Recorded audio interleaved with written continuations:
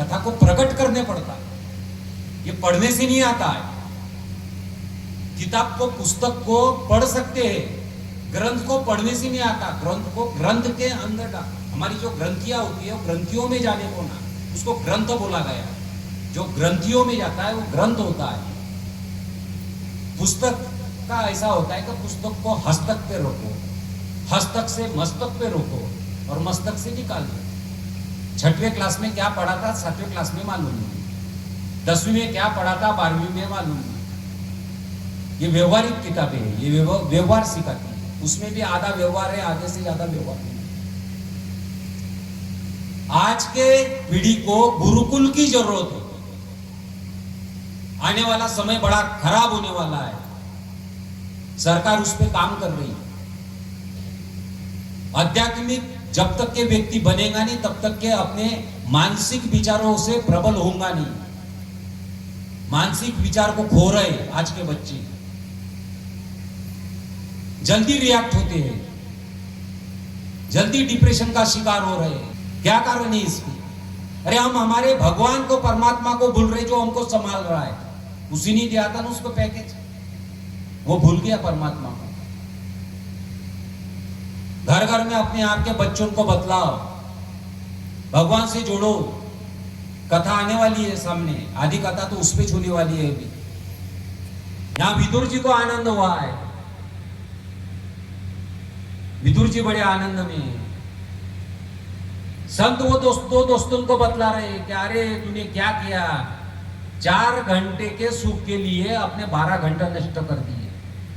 आज हमारा वही चल रहा है, वही कर रहे हैं हम। थोड़ू से सुख के भोग के लिए कितना बड़ा दुख ले रहे हैं, कैसा प्रपंच चला रहे हैं, कितना प्रपंच में झूठ बोल रहे हैं, कितना प्रपंच झूठ से आ रहा है, धन कितना झूठ से आ रहा है। अधर्म से धन घर में आया, क्या लेके आएगा वो? पाप को लेके आएगा, पुण्य को नहीं लाने वाला है, पाप को लेके आने वाला है। माता पिता से पुत्र झूठ बोलता है, माता से पुत्र झूठ बोलता है। क्या ये कली के कारण है? ये भी आगे आएगा। यहां विदुर जी बड़े आनंद में हुए। भगवान ने नहीं बोले उनको कि हमको भूख लगी है, विदुर में जो भूख लगी है जान गए थे भगवान। भगवान तो संकेत समझते। विदुर माता ने भोजन दी, भगवान ने उसके यहां का भोजन किए। उस पे भजन है बहुत अच्छा, तुमको याद नहीं आ रहा होगा, मराठी में भजन है विदुरच्या घरी।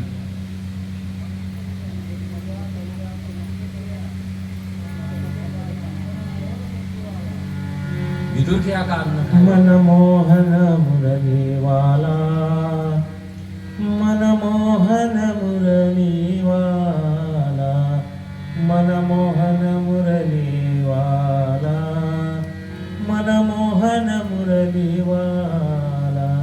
विदुरा घरच्या भक्षुनी कन्या, विदुरा घरच्या भक्षुनी कन्या, परमानंद झाला, परमानंद झाला। मनमोहन मुरलीवाला, मनमोहन मुरलीवाला। वाह, सुंदर। संगीत का थोड़ा आनंद अलग आता है। जहां ज्ञान और भक्ति का मिलन होता है ना, उसका आनंद अलग आता है। ये ज्ञान हो रहा है, ये भक्ति बैठी है, तो ज्ञान और भक्ति का मिलन नहीं है। कीर्तन के रूप में अपने को सुने मिल रहा है। विदुर जी के यहाँ पे भगवान ने अन्न खाए। विदुर जी बड़े, भगवान बड़े कृपालु, विदुर जी का उद्धार हुआ। उधर मैत्री जी बोल रहे हैं, अरे विदुर समझ, भगवान की ये लीला थी, अभी समझ में आया?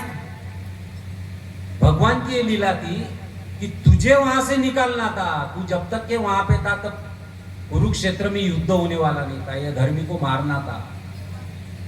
यदा यदा ही धर्मस्य ग्लानिर्भवति भारत अभ्युत्थानम धर्मस्य तदात्मानं सुजाम्यति। भगवान ने इसीलिए अवतार लिए हैं, धर्म के स्थापना के लिए अवतार लिए हैं। और तू जब तक रहता, तू यमराज है, यमराज का अवतार है। तू जब तक रहता तब तक के युद्ध नहीं होता, तुझे निकालना था वहां से, तुझे निकाला गया।